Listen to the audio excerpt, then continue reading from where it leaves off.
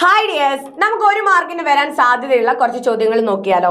അതിനുത്തരം എൻ്റെ അന്ന് വരെയുള്ള ജീവിതത്തിലെ ഏറ്റവും നീണ്ട ഉച്ഛ്വാസമായിരുന്നു. ഏതിലത്തേതാണ് അല്ലെ? ആ ഒരു കാറൽസ്മാൻ ചരിതം കണ്ട്, ചവിട്ട് നാടകം കണ്ട് പേടിച്ചരണ്ട ആ കുട്ടിയുടെ അല്ലെ ആ ഒരു ദീർഘനിശ്വാസത്തെ കുറിച്ചാണ് ഇവിടെ പറയുന്നത്. ഏറ്റവും നീണ്ട ഉച്ഛ്വാസം തീവ്രമായ ഒരു അനുഭവത്തിന്റെ സൂചനയാണല്ലോ അല്ലെ? ആ ഒരു പേടിപ്പെടുത്തുന്ന അല്ലെങ്കിൽ ആ ഒരു ചവിട്ട് നാടകത്തിന്റെ ഗാംഭീര്യം വ്യക്തമാക്കുന്ന വരികളാണ്, അല്ലെങ്കിൽ എന്താ പറയുന്നത്, ഒരു സന്ദർഭമാണ് ഇത് ആ കുട്ടിയുടെ നീണ്ട അല്ലെങ്കിൽ ദീർഘമായ ഉച്ഛ്വാസം എന്ന് പറയുന്നത്.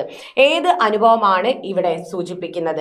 കാറൽസ്മാൻ ചരിതം എന്ന ചവിട്ട് നാടകം ആദ്യമായി കണ്ടത്, പച്ചമണികൾ കെട്ടിയ ഹനുമാന്റെ വേഷം കണ്ടത്, ആശുപത്രി ബെല്ലടിച്ച് പി ഭാസ്കരൻ മാസ്റ്ററുടെ സഹായം, നീലകണ്ഠന്റെ വേർപാട്, അനുതാരയിൽ ഉണ്ടാക്കിയ വിഷമം. ഏതാണ്?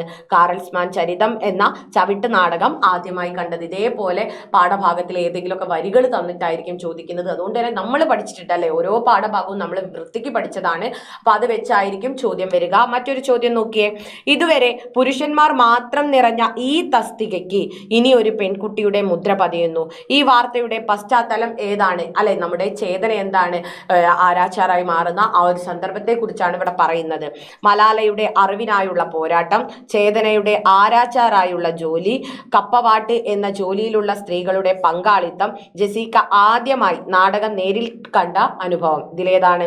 ചേതന ആരാച്ചാരായുള്ള ജോലി ഏറ്റെടുക്കുന്നതാണ് ഈ ഒരു സന്ദർഭം. ഇതേപോലെ പാഠഭാഗത്തിൽ ഏതെങ്കിലും സന്ദർഭം തന്നുകൊണ്ട് ഇത് ഏത് പാഠത്തിലേതാണ് അല്ലെങ്കിൽ ഏത് കഥാപാത്രത്തിൻ്റെതാണ് എന്നുള്ള രീതിക്കൊക്കെ എന്താണ് നമുക്ക് ചോദ്യം പ്രതീക്ഷിക്കാവുന്നതാണ്. അപ്പൊ എല്ലാവർക്കും എങ്ങനെയാണ് ഉത്തരം എഴുതേണ്ടതെന്ന് മനസ്സിലായി എന്ന് വിചാരിക്കുന്നു. അപ്പൊ എല്ലാവരും വീഡിയോ ലൈക്ക് ചെയ്യാനും മാക്സിമം ഷെയർ ചെയ്യാനും നിങ്ങൾ കമന്റ് അറിയിക്കാനും മറക്കരുത്. അപ്പൊ നമുക്ക് മറ്റൊരു വീഡിയോയിൽ കാണാം. അതുവരെ ബൈ.